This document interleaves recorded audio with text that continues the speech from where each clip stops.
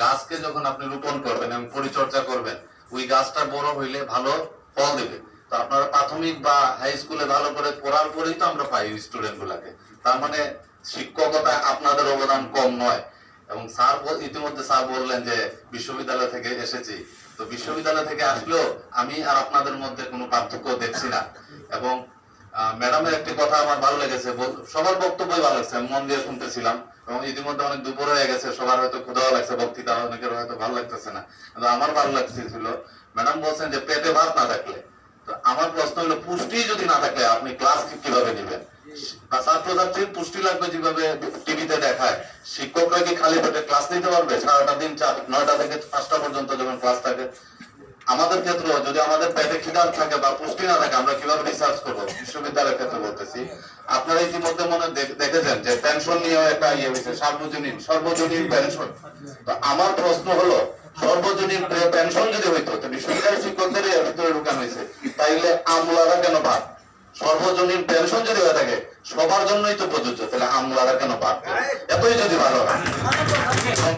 আমার খুব কষ্ট লাগে, পৃথিবীর সব জায়গায় কিছু কিছু জায়গায় মন্ত্রীদের চাইতে শিক্ষকদের সম্মান অনেক বেশি এক জায়গায় গেলে, কিন্তু আমাদের দেশে দেখা যায় শিক্ষকদের খাওয়ার টাকাই নেই। ঠিক কিনা? স্যার একটু কষ্ট, একটা মেয়ের ঘটনা বললে যে গানটা দিতে পারলেন, ড্রেসটা দিতে পারলেন না, কিন্তু আমাদের দেশে মন্ত্রীরা যে, আমি আশাবাদী যে মাননীয় প্রধানমন্ত্রী অনেক বুদ্ধিমান মানুষ, এবং শিক্ষকরা মাঠে নামার আগে উনি হয়তো বুঝে ফেলবেন যে এটা দেওয়া জরুরি। কারণ আমরা শিক্ষকরা এখন বাসা ভাড়া বা দ্রব্যমূল্যের এত দাম বাড়ছে, আপনি যদি আমিষের পূরণ করতে যান পুষ্টির ক্ষেত্রে, আপনি এই টাকা কোথায় পাবেন? যে বেতন পাইয়ে বাসা ভাড়া বা অন্যান্য কিছু মিলানোর পরে ওই সুযোগ সুবিধাই আমরা পাইতেছি না। আপনাদের ক্ষেত্রে বলতেছি। আর আমাদের ক্ষেত্রে যেটা পেনশন যেটা নিয়ে ইয়া হইতেছে, তো এই রকম যদি চলতে থাকে, আমাদের শিক্ষকদের নিয়েই এত সমস্যা কেন? আমাদের শিক্ষকদের নিয়েই এত সমস্যা কেন? শিক্ষকদের আশা করি অন্যান্য গভর্নমেন্ট জবের যে এর চাইতে সুযোগ সুবিধা বেশি দেওয়া উচিত, এবং দিবে ইনশাআল্লাহ। যদি আমরা ঠিক মতো, গত পরশুদিন আপনারা হয়তো টিভি নিউজে দেখছেন, মিরপুরে যে সামান্য রিক্সার ইঞ্জিনের চালু করা বন্ধ করার কারণে ওরা মাঠে নামছে, পরের দিনে ওকে সব সমাধান হয়ে গেছে।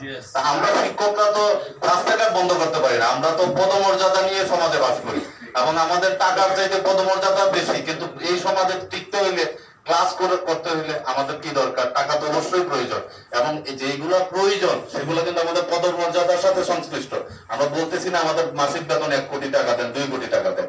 প্রত্যেকটা আমলার একজন গাড়ির, আমি সুনির্দিষ্ট করে এই মুহূর্তে মনে আসতেছে না, কিন্তু গাড়ি চালানোর জন্য 60,000 টাকা পেট্রোল বা মেরামতের টাকা দেওয়া হয় প্রতি মাসে। আমাদের শিক্ষকদের বেতন কি 60,000 টাকা আছে? 10 জনের বেতন হয়তো 60,000 টাকা।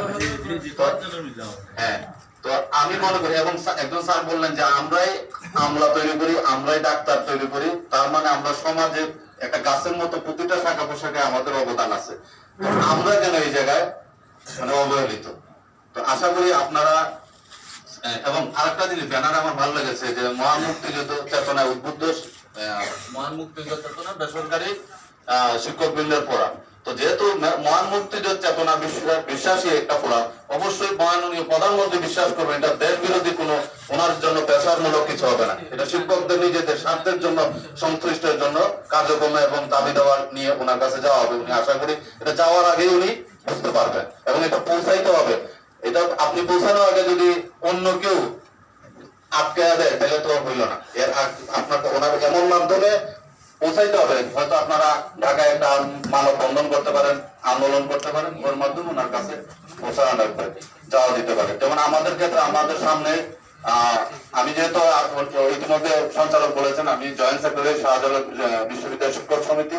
তো আমাদের প্ল্যান আছে যে আমাদের যদি দাবি না মানেন আমরা সামনে কর্মবিরতিতে যাবো, এবং এর চাইতে কঠিন যদি ইয়ে থাকে আমরা ওই ব্যবস্থা নিই। তো আমি আর দীর্ঘায়িত করতেছি না, কারণ সবাই বক্তব্য দিচ্ছেন, ইতিমধ্যে 3টা বাজে, সবার হয়তো অনেক সকাল থেকে অপেক্ষা করতেছেন। তো আমার এই বক্তব্য শোনার জন্য সবাইকে ধন্যবাদ, এবং এখানে আসায় আমি খুবই সম্মানিত বোধ করতেছি, এবং আপনাদের সাফল্য মণ্ডিত করতেছি, দোয়া করতেছি আপনারা পরবর্তী কার্যক্রমে সফল হন। ধন্যবাদ।